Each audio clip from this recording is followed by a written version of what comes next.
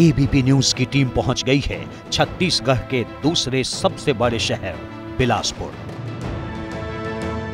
छत्तीसगढ़ से चुनावी पंचनामे के सिलसिले को आगे बढ़ाते हुए हम पहुंच चुके हैं प्रदेश के दूसरे सबसे बड़े शहर यानी बिलासपुर में, जिसे न्यायधानी भी कहा जाता है। यहां छत्तीसगढ़ का हाई कोर्ट है। राजनीतिक तौर पर बिलासपुर संभाग सबसे प्रभावशाली संभाग माना जाता है, क्योंकि यहां पर विधानसभा की करीब 25 सीटें हैं, जो पूरे विधानसभा की 1/4 से ज्यादा है। बिलासपुर का सियासी मूड जाने उससे पहले इस इलाके का सियासी गणित जान लीजिए। बिलासपुर संभाग में विधानसभा की 24 सीटें हैं। 2018 में कांग्रेस को 12 सीट मिली थी, बीजेपी को 7, जोगी कांग्रेस को 3 और बीएसपी को 2 सीट। बिलासपुर में एबीपी न्यूज के रिपोर्टर जैनेन्द्र की मुलाकात हुई बीजेपी के प्रदेश अध्यक्ष और सांसद अरुण साव से, जो यहां से सांसद भी हैं। अरुण जी, क्या माहौल देख रहे हैं और क्या दावा करेंगे? कितनी सीटें जीतने का भरोसा आपको लग रहा है मौजूदा परिस्थिति में? छत्तीसगढ़ का निर्माण अटल बिहारी वाजपेयी जी ने किया। छत्तीसगढ़ के जितनी भी बड़ी उपलब्धियां हैं वो भारतीय जनता पार्टी की सरकारों के समय छत्तीसगढ़ को मिली। कांग्रेस ने छत्तीसगढ़ की बेहतरी और तरक्की के लिए कभी कोई काम नहीं किया, वरन छत्तीसगढ़ का उपेक्षित रखा। छत्तीसगढ़ के लोगों को गरीबी, भूखमरी, अशिक्षा के साथ रखा। ऐसा है सर, तो बीजेपी की फिर तो यहाँ हवा दिखनी चाहिए थी। वैसा कुछ महसूस तो नहीं हो रहा। आप लोग टक्कर दे रहे हैं, लेकिन आपकी हवा तो महसूस नहीं हो रही। ये तो भारतीय जनता पार्टी कहां पर है, विधानसभा चुनाव के जब परिणाम निकलेंगे तब आपको भी और पूरे देश को पता चलेगा कि पूर्ण बहुमत के साथ भारतीय जनता पार्टी की छत्तीसगढ़ में सरकार बनेगी। पार्टी ने अरुण साव को चुनावी अखाड़े में उतारा है और लोरमी सीट से टिकट दिया है। अरुण पूर्ण बहुमत से सरकार बनाने का दावा कर रहे हैं। हमने कांग्रेस का दावा जानने के लिए कांग्रेस विधायक शैलेश पांडे से संपर्क किया। किस तरह की चुनौती महसूस हो रही है? बिलासपुर एरिया, पिछली बार पूरे प्रदेश में लहर थी कांग्रेस की, लेकिन बिलासपुर रीजन में वैसा परफॉर्मेंस नहीं था जैसा बाकी हिस्से में था। इस बार आपकी रणनीति क्या है और क्या इस बार कोई चुनौती महसूस हो रही है? बिलासपुर शहर का एक नाम और भी है, उसका नाम है न्यायधानी, क्योंकि यहाँ हाई कोर्ट है। लेकिन 15 साल भारतीय जनता पार्टी की सरकार रही और न्यायधानी के साथ जो अन्याय हुआ है यहाँ पूरे बिलासपुर की जनता जानती है। पूरे बिलासपुर की जनता जानती है कि पूरे बिलासपुर को कैसे खोदापुर बना दिया गया था। 15 साल खोद के खोदापुर बना दिया था। यहाँ पर मंत्री अमर अग्रवाल जी यहाँ पर विधायक हुआ करते थे और उन्होंने कोई काम नहीं किया। पूरे बिलासपुर को बदनाम कर दिया। यहाँ पर अखफोड़वा कांड, गर्भाशय कांड, नसबंदी कांड में महिलाओं की मौत हो गई। उस वक्त वो स्वास्थ्य मंत्री हुआ करते थे, राजस्व मंत्री थे, तब भदौरा कांड हुआ। तो उनका कार्यकाल, जो यहाँ के विधायक थे बिलासपुर में, वो हमेशा कांडों से भरा हुआ कार्यकाल रहा। हमारी टीम से शैलेश पांडे की मुलाकात जिस दिन हुई, उस दिन वो आत्मानंद अंग्रेजी मीडियम स्कूल गए थे। इस तरह के अंग्रेजी मीडियम स्कूल को कांग्रेस प्रदेश में अपनी कामयाबी के तौर पर पेश कर रही है। दोनों पार्टियों का दावा जानने के बाद हमारी टीम पब्लिक का मूड जानने पहुंच गई शहर के सबसे मशहूर गोल मार्केट में। ये बिलासपुर का गोल बाजार है, शहर की प्रसिद्ध मार्केट है। और यहाँ कुछ लोगों से समझते हैं कि उनकी नजर में सरकार पास है या फेल है। कैसी लगी आपको सरकार 5 साल? कुछ अच्छा है सर, कुछ खराब भी है। अच्छा क्या है? अच्छा भाई, वो राशन वासन नहीं मिलता था पहले, मिल रहे सर। और खराब क्या है? वही शराब बंद करने के बोले थे, बंद नहीं किया शराब को। शराबबंदी का वादा किया था वो? जी। तो सरकार कैसी रही? सरकार तो अपना मोदी सरकार जैसे होना चाहिए। मोदी सरकार जैसे होना चाहिए। वो तो अच्छा, मोदी सरकार जैसे होनी चाहिए। तो ये सरकार कैसी है? ये सरकार तो भ्रष्टाचार सरकार। अच्छा, और क्या भ्रष्टाचार किया? अरे कुछ चीज काम करवा ही नहीं रहा है, दिख ही नहीं रहा है कि काम हो रहा है कि नहीं हो रहा है।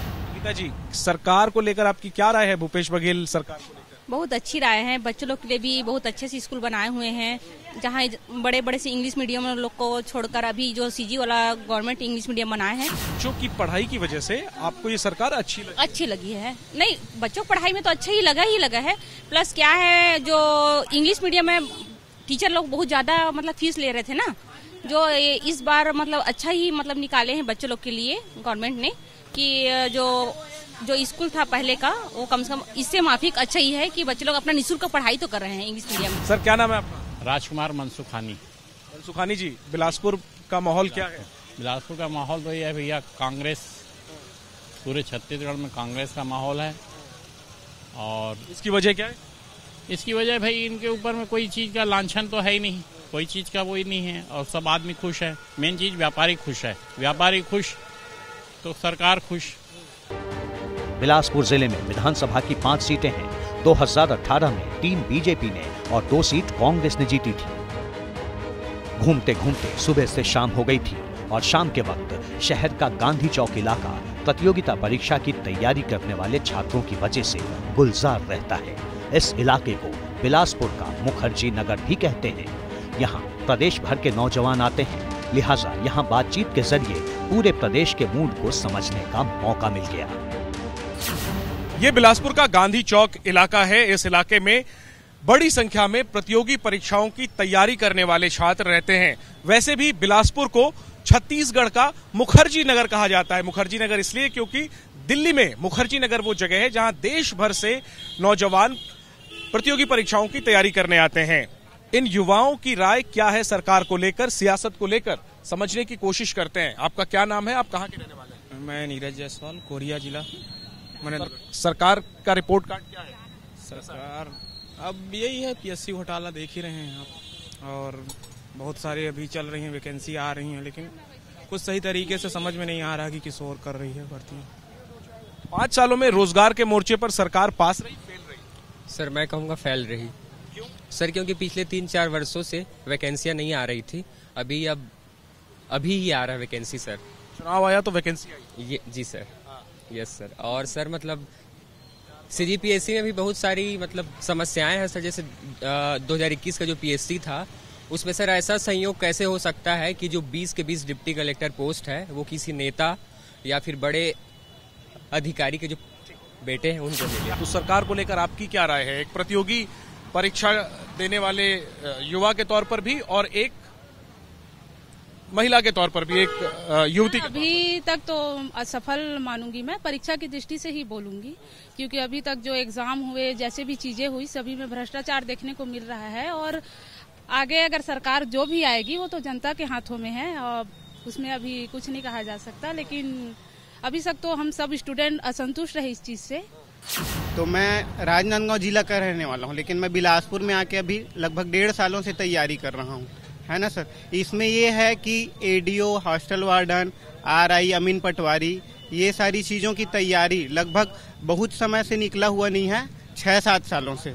और स्टूडेंट को अधिकतर चुनाव के टाइम पे ही इन सब चीज़ों का इंतजार रहता है, और गवर्नमेंट से इसी समय वो आशा करते हैं कि हमारा भी कुछ हो जाए। पिछले महीने ही छत्तीसगढ़ लोक सेवा आयोग की भर्ती में घोटाले का मामला सामने आया था। नौजवानों के लिए राज्य में ये बड़ा मुद्दा है। शहर का मिजाज समझने के बाद अगली सुबह एबीपी न्यूज के रिपोर्टर जैनेंद्र ने ग्रामीण इलाकों का रुख किया।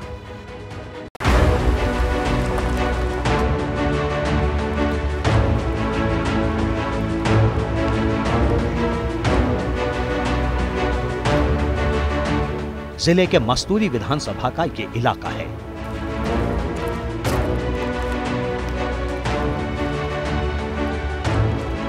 यहाँ के वेद परसदा गांव में मॉडल गौठान बनाया गया है।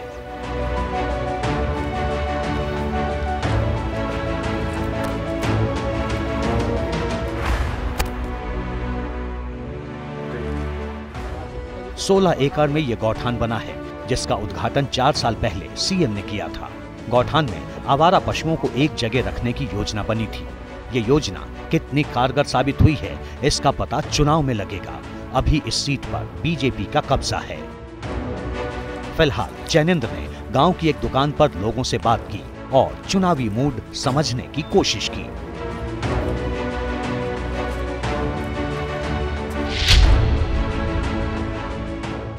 बिलासपुर जिले के मस्तूरी विधानसभा क्षेत्र के वेद परसदा गांव में हम हैं और यहाँ किराने की एक दुकान पर कुछ लोग जमा हैं। इनसे बात करते हैं सरकार को लेकर के इनकी क्या राय है। आपका नाम क्या है? पुरुषोत्तम साहू। साहू जी क्या करते हैं आप? किसानी करते हैं। अच्छा, तो सरकार ने कुछ किया आपके लिए 5 साल? नहीं, कुछ नहीं किया है। कुछ नहीं किया? क्या करना चाहिए था? हमारे तरफ हमको न इंदिरा आवास मिला है, न सेफ्टी बना है, कुछ नहीं मिला सरकार तरफ से। आपकी क्या राय है सरकार को लेकर? सरकार ने कैसा काम किया 5 साल? हमारे नजर से तो ठीक ही किया, बाकी सरकार की अपेक्षा। अच्छा जी, बस जॉब के लिए कमी है, नौकरी की कमी है। जी जी। अच्छा, तो बेरोजगारी भत्ता सुना मैंने कि दे रही है सरकार, आपको नहीं मिला? नहीं मिल रहा, मेरा पंजीयन लेट से हुआ तो नहीं मिला। तो आपकी जानकारी में और लोग हैं जिनको बेरोजगारी भत्ता मिल रहा है? जी जी जी मिल रहा है जी। कुल मिला के आप सरकार से संतुष्ट हैं? जी, नाराज हैं?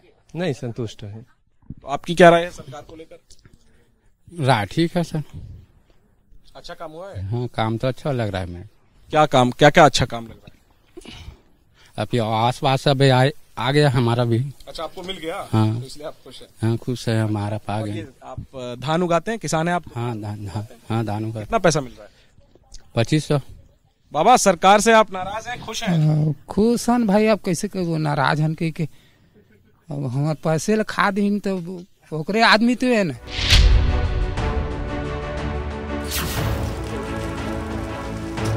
इस चुनाव में गांव के किसानों से कांग्रेस को उम्मीद है।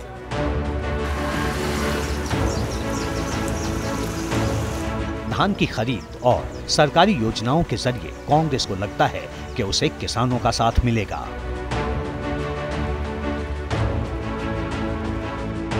वैसे लोगों की बातचीत के बाद जैनेंद्र ने इलाके की राजनीतिक नब्ज समझने वाले एक्सपर्ट सूर्यकांत चतुर्वेदी से बातचीत की। बिलासपुर के जाने माने पत्रकार और एक बड़े अखबार में न्यूज एडिटर रह चुके सूर्यकांत चतुर्वेदी जी हमारे साथ हैं, अपने काम में मशगूल हैं, खबरों में। और चतुर्वेदी जी, हम आपके पास इसलिए पहुंचे हैं कि बिलासपुर में राजनीतिक खबरों में क्या चीजें हावी हैं, क्या फैक्टर हावी हैं इस बार चुनाव में, क्या मुद्दे आपको लगता है जो प्रभावित कर रहे हैं इस बार चुनाव को, और तैयारी कैसी आप देख रहे हैं दोनों जो प्रमुख पार्टियां हैं, बीजेपी और कांग्रेस? चाहे शहर हो चाहे गांव हो, दोनों तरफ जो है अलग अलग मुद्दे हैं।